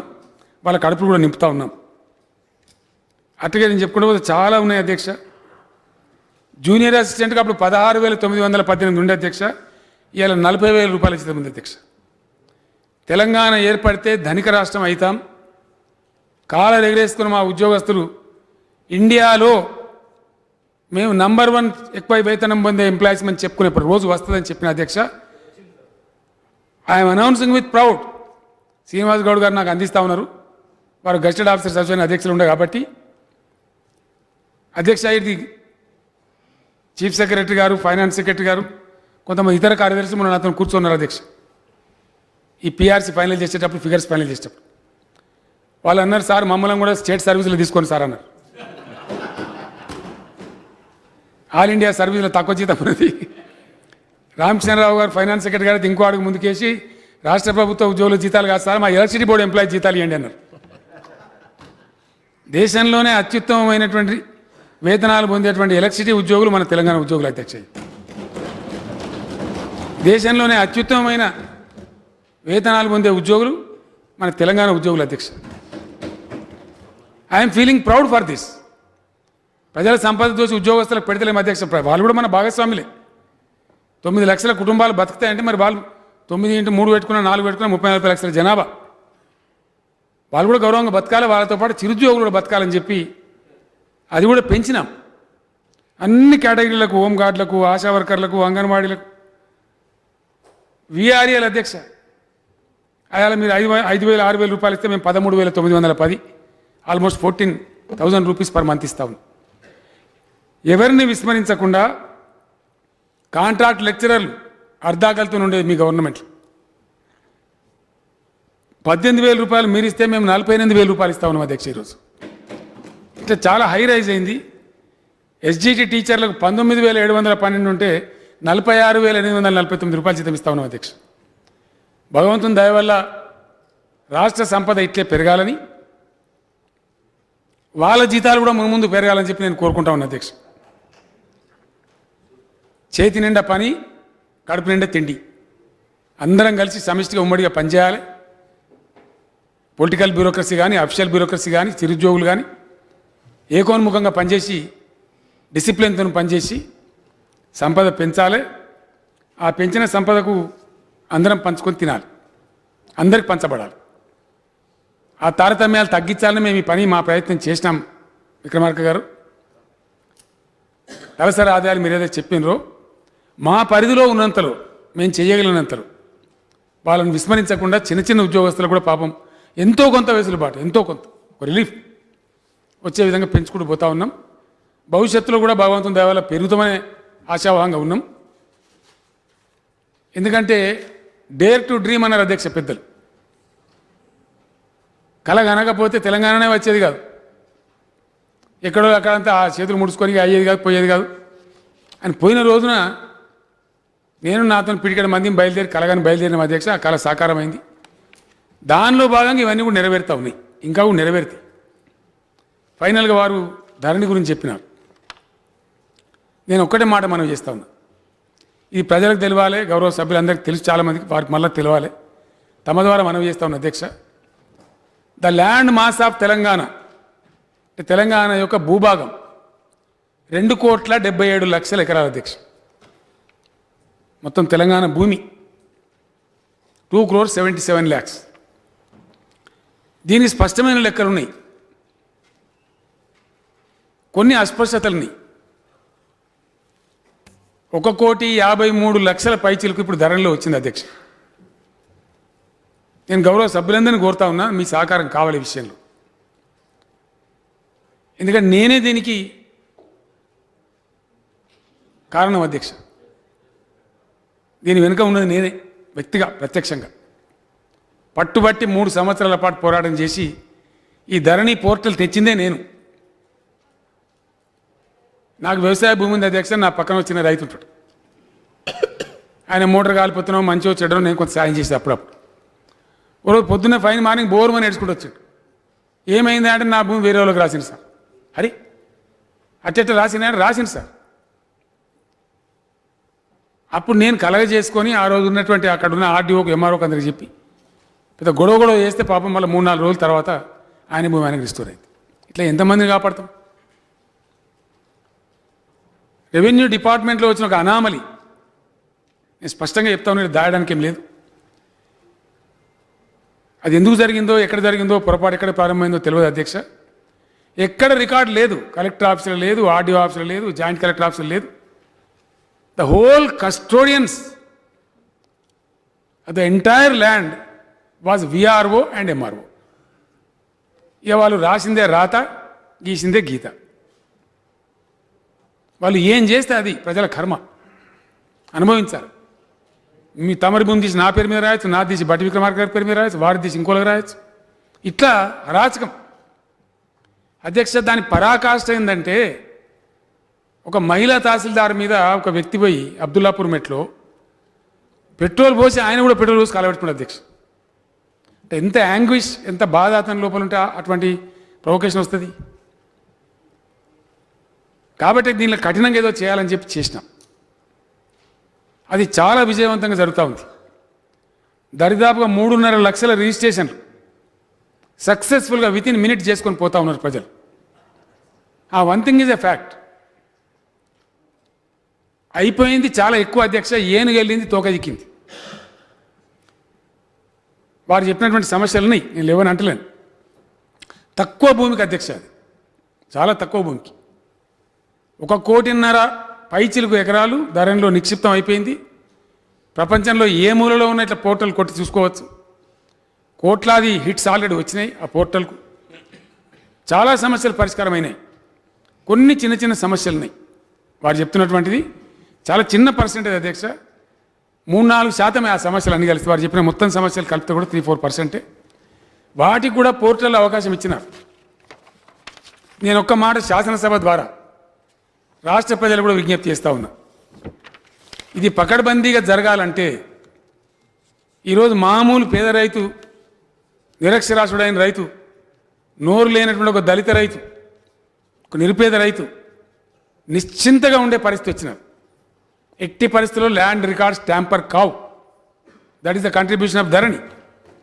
అది అట్లే కొనసాగుతుంది, దాన్ని కొనసాగనిద్దాం. మిగిలిన సమస్యలు ఏవైతున్నాయో సాదా బైనామా చెప్పినారు వారు. 9 లక్షల దరఖాస్తులు వచ్చినాయి అధ్యక్ష. జిల్లా కలెక్టర్లకు మేము ఆదేశం ఇచ్చినాం. 90 డేస్లో 95 డేస్లో దాన్ని కంప్లీట్ చేయమన్నాం. It is in the process. అయిపోతుంది. After 95 days it will not be there. అట్లాగే ఈ సమస్యలన్నిటి కూడా చెప్పినాం. ఎన్ఆర్ఐలకు వెసులుబాట్లేదు కల్పించినాం, కంపెనీలకు వెసులుబాట్లేదు కల్పించినాం, జీపీఎల్ గీపీఎల్ అవన్నీ ఉంటాయి అధ్యక్ష, దానికి సంబంధించినట్టు అన్నీ కూడా కల్పించేసినాం. ఇంకా ఏమైనా 1-3% ఉంటే షార్ట్ పీరియడ్లో దాన్ని పరిష్కరిస్తాం. ఇంకో మాట నేను మనవి చేస్తా ఉన్నా అధ్యక్ష, ప్రజలకు కూడా స్పష్టంగా తెలియాలి. కొంతమంది ఎంఆర్ఓలు అక్కడక్కడ బోర్డులు పెట్టినారు అధ్యక్ష, వెటకారంగా. మా పవర్ పోయిందని ఒక దుగ్ధతో 97-98% ఎంఆర్ఓలు ఏమో మంచిగా పనిచేసుకుంటారు, హ్యాపీగా వాళ్ళు సంతోషంగా ఉన్నారు. చాలామంది ఎంఆర్ఓలు స్టేట్మెంట్ ఇచ్చారు. మా మీద ఉన్న స్టిగ్మా పోయింది, మా పీడ పోయింది, మా డిపార్ట్మెంట్కి ఉన్న చెడ్డ పేరు పోయింది, మంచిగా అయింది. కొంతమంది ఏం చేసినారు, ఇక్కడ మా కార్యాలయంలో ఏ సమస్యలు పరిష్కరించబడవు, మీకు ఏ సమస్య ఉన్నా నేరుగా సీసీఎల్ గారి దగ్గర పోండి అని పెట్టినారు. నేను చాలా సంతోషపడుతున్నా, ఎంఆర్ఓలను అభినందిస్తున్నా అధ్యక్ష. ప్రభుత్వం కోరుకున్నది కూడా అక్కడ ఏం జరగద్దనే, మళ్ళీ అక్కడ జరుగుడు మొదలు పెడితే మళ్ళీ స్టార్ట్ అవుతుంది అధ్యక్ష. వీని భూమి కత్తిరించి వానికి, వాని భూమి కత్తిరించి వీనికి, జుట్లు ముడేసి ఫైల్ తయారు చేసి అనేకమైన ఇబ్బందులు పెడతారు. ఇంకో మాట కూడా నేను చెప్తా ఉన్నా అధ్యక్ష, ప్రజలు కోర్టులకు పోయి డబ్బులు ఎక్కువ ఖర్చు పెట్టుకోవాలి, మా ఉద్దేశం కాదు, బట్టి కాదు. కానీ అనామలి నేనే ఎంఆర్ఓని, మళ్ళీ నాదో కోర్టు. ఎంఆర్ఓ ఆర్డర్ నేనే ఇస్తా, మళ్ళీ కోర్టు నేను జడ్జాడా, నేనే ఆర్డీఓ, మళ్ళీ నాదో కోర్టు. నేనే జాయింట్ కలెక్టర్ ఆర్డర్ ఇస్తా, మళ్ళీ నాదో కోర్టు. ఇదేం పద్ధతి అధ్యక్ష? ఏండ్లు ఎంఆర్ఓ దగ్గర ఆగుతారా? ఆగడు. ఆర్డీఓ దగ్గరికి పోతాడు. ఆర్డీఓ